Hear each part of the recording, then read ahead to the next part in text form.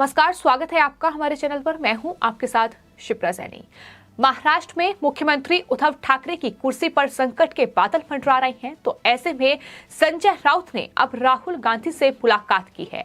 ममता बनर्जी के सपनों पर पानी फेर रहे हैं संजय राउत। ये सब कुछ महाराष्ट्र में हो रहा है। एक तरफ ममता बनर्जी पश्चिम बंगाल की मुख्यमंत्री जो कांग्रेस के बिना बीजेपी के खिलाफ एक तीसरा मोर्चा बनाने की तैयारी कर रही है, और इस कड़ी में ममता बनर्जी ने मुंबई में शिवसेना के सांसद संजय राउत और उद्धव ठाकरे के बेटे आदित्य ठाकरे से भी हाल ही में मुलाकात की थी। अब नरेंद्र मोदी के विकल्प बनने का सपना देख रही ममता बनर्जी के सपनों पर संजय राउत पानी फेरते नजर आ रही हैं। कुर्सी बचाना अहम है, तो ऐसे में संजय राउत ने अब राहुल गांधी को चुना है, यानी कांग्रेस को चुना है। राहुल गांधी से उनके आवास पर दिल्ली में मुलाकात की, और इस मुलाकात के बाद संजय राउत ने कहा कि अगर कोई मोर्चा बनता है, अगर विपक्ष का कोई एक फ्रंट बनेगा, तो वो कांग्रेस के बिना संभव नहीं है। इतना ही नहीं, राहुल गांधी से मुलाकात करने के बाद संजय राउत ने कहा कि राहुल गांधी से विपक्ष की एकजुटता को लेकर इस मीटिंग में चर्चा हुई है। साथ ही ये भी कहा कि राहुल गांधी को विपक्ष की अगुवाई करनी चाहिए। ये संजय राउत का बड़ा बयान है, लेकिन संजय राउत कहीं न कहीं बिन पैंती के लोटे बने हुए हैं। हाल ही में जब ममता बनर्जी से संजय राउत ने मुलाकात की थी, तो उस वक्त संजय राउत ने ममता बनर्जी की तारीफ में कसीदे पढ़े थे और उन्हें बंगाल की शेरनी बताया। लेकिन उस दौरान ममता बनर्जी की ओर से यूपीए को लेकर एक बड़ा कहीं न कहीं बयान दिया गया था। ममता बनर्जी ने कहा था कि कहां है यूपीए, यानी यूपीए का अब अस्तित्व ही नहीं है। यूपीए एक एक कर खत्म हो रहा है। तो ऐसे में अब संजय राउत ने राहुल गांधी से मुलाकात की है, और राजनीतिक गलियारों में इस मुलाकात की चर्चा काफी ज्यादा हो रही है, क्योंकि जिस तरीके से विपक्ष एकजुट होने की कवायद कर रहा है, लेकिन ममता बनर्जी अपना एक अलग फ्रंट बनाने की तैयारी कर रही है, वो भी बिना कांग्रेस के। लेकिन शिवसेना के लिए बेहद मुश्किल कहीं ना कहीं सामने आ गई है।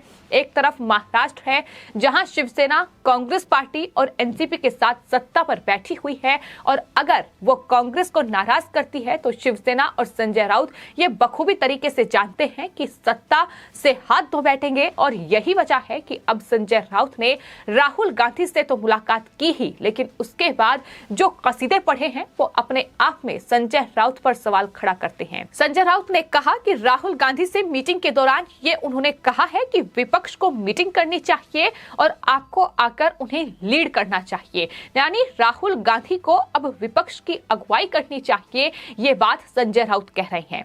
लेकिन इसको लेकर बीजेपी नेता मोहित कंबोज की ओर से ट्वीट किया गया है, जिसमें उन्होंने लिखा है कि संजय राउत डबल ढोलकी हैं। ये चंद्रकांत पाटिल जी भी जानते हैं, उनकी तरफ से भी कहा गया है। तो साफ तौर पर संजय राउत किस तरीके से डबल ढोलकी हैं, ये हम उनके बयानों से ही स्पष्ट हो जाता है। एक तरफ जब एनसीपी को साधने की बात आती है, जब एनसीपी को रिझाने की बात आती है, तो संजय राउत कहते हैं कि यूपीए कमजोर हो रहा है, यूपीए लकवाग्रस्त हो गया है, और शरद पवार को यूपीए की अगुवाई करनी चाहिए। राहुल गांधी के नेतृत्व पर वो सवाल खड़ा करते हैं। राहुल गांधी कांग्रेस में कुछ भी नहीं है, ये संजय राउत की तरफ से बयान दिए गए हैं। बाकायदा उन्होंने कहा कि कांग्रेस का नेतृत्व एक अच्छे हाथों में सौंपा जाना चाहिए, यानी राहुल गांधी की काबिलियत पर उन्होंने बार बार सवाल उठाए हैं। लेकिन आज वही राहुल गांधी उनके लिए इतने खास हो चुके हैं कि उनसे मुलाकात के बाद संजय राउत कह रहे हैं कि विपक्ष की अगुवाई राहुल गांधी को करनी चाहिए। यानी समझ में आ रहा है कि किस तरीके से अपने राजनीतिक फायदे के लिए संजय राउत ये कहीं ना कहीं डबल ढोलकी बने हुए हैं।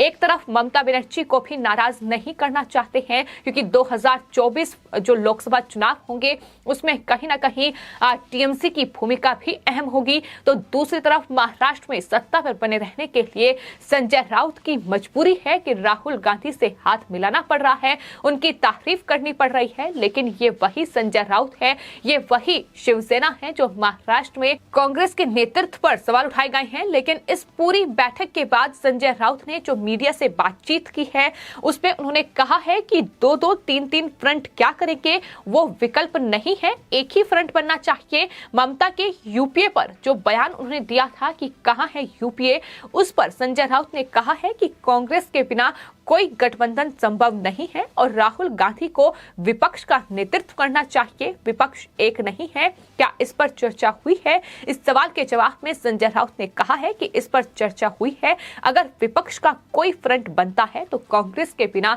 संभव ही नहीं है। तो कांग्रेस का अपना फ्रंट है यूपीए, तो क्या अब ममता बनर्जी कांग्रेस से अपनी अलग राह अपनाएगी? ये देखना होगा, क्योंकि ममता बनर्जी खुद को प्रधानमंत्री का चेहरा बनते हुए देखना चाहती हैं और यही सपना राहुल गांधी भी लिए बैठे हैं। तो ऐसे में विपक्ष में फूट तो पड़ चुकी है, टीएमसी और कांग्रेस की राह अब अलग अलग हो चुकी है। लेकिन सवाल यही बना हुआ है कि शिवसेना, एनसीपी और तमाम ये दूसरी पार्टियां जो है, आखिर ये किस गठबंधन का हिस्सा बनेगी?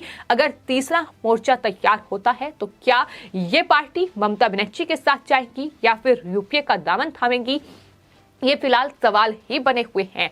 लेकिन सबसे बड़ा सवाल यही है कि संजय राउत आखिर उनके बयान इस तरीके से हर रोज क्यों बदलते हैं? आखिर उनकी क्या मजबूरी है? मजबूरी यही है कि महाराष्ट्र में कांग्रेस पार्टी के साथ वो सत्ता पर बैठे हुए हैं और ये उनकी मजबूरी है कि अगर वो कांग्रेस का साथ नहीं देंगे तो संजय राउत और शिवसेना ये बखूबी तरीके से जानती है कि उद्धव ठाकरे को मुख्यमंत्री की कुर्सी से हाथ धोना पड़ेगा, उद्धव ठाकरे की सत्ता जाएगी। और यही वजह है कि इस तरीके से अब कांग्रेस को साधने की पूरी कोशिश जो है वो फिलहाल शिवसेना की ओर से की जा रही है। और फिलहाल खबर यही है कि संजय राउत राहुल गांधी से मुलाकात कर चुके हैं, उनके बयान सामने आ चुके हैं। तीसरे मोर्चे को लेकर ये अहम बयान जो है वो संजय राउत की ओर से दिए गए हैं। लेकिन सवाल ये भी बना हुआ है कि संजय राउत के बयान आखिर कितने मायने रखते हैं, क्योंकि संजय राउत ने जिस तरीके के बयान दिए हैं वो ममता बनर्जी को बंगाल की शेरनी बुला चुके हैं।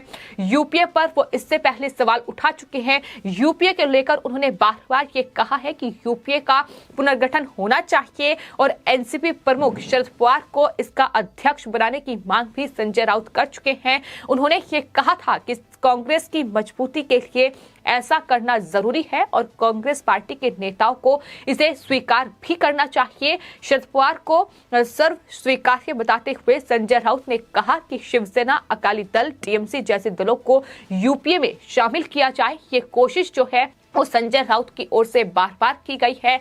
फिलहाल यूपीए अगर है तो यूपीए की कमान किसे सौंपी जाएगी?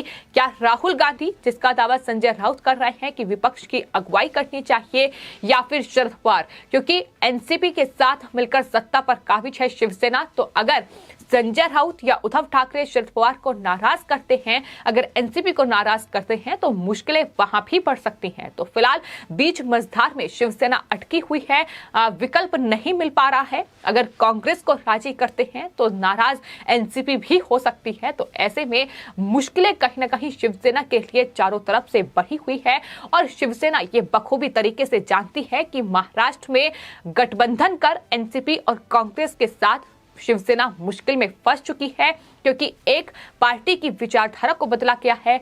जो हिंदुत्व की विचारधारा पार्टी की थी वो अब पूरी तरीके से तब्दील हो चुकी है। तुष्टीकरण की राजनीति शिवसेना कर रही है और जिस तरीके से महाराष्ट्र से बाहर निकलने की कोशिश कर रही है, पहले महाराष्ट्र ही नहीं संभल रहा है, क्योंकि महाराष्ट्र में जितने बड़े घोटाले, जितने बड़े भ्रष्टाचार शिवसेना की ओर से किए गए हैं वो अब शिवसेना के लिए, उद्धव ठाकरे सरकार के लिए मुसीबत का सबब बन चुके हैं। तो फिलहाल शिवसेना के लिए कोई विकल्प नहीं बचा है और यही वजह है कि अब संजय राउत जो हैं वो डबल ढोलकी बने हुए हैं, यानी इधर भी और उधर भी टीएमसी ममता बनर्जी को भी खुश करना है, ममता बनर्जी का साथ भी देना है। तो ऐसे में कांग्रेस को भी नाराज नहीं किया जा सकता है, ये साफ तौर पर उनके बयान बता रहे हैं। जिस यूपीए को संजय राउत लकवाग्रस्त बता चुके हैं, आज उसी यूपीए का जो नेतृत्व है वो राहुल गांधी के हाथों में सौंपने की बात संजय राउत कर रहे हैं। तो जाहिर तौर पर उनकी राजनीति इन्हीं बयानों से समझ में आ रही है।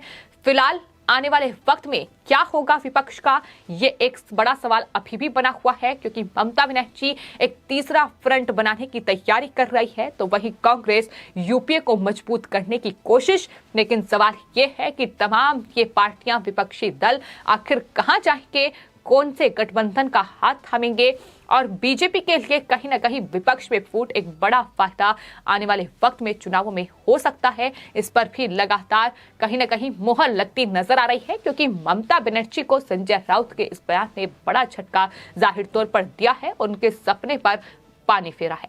फिलहाल आपकी इस पूरे मामले पर क्या राय है, हमें कमेंट बॉक्स में जरूर लिखें और चैनल को सब्सक्राइब करें। धन्यवाद।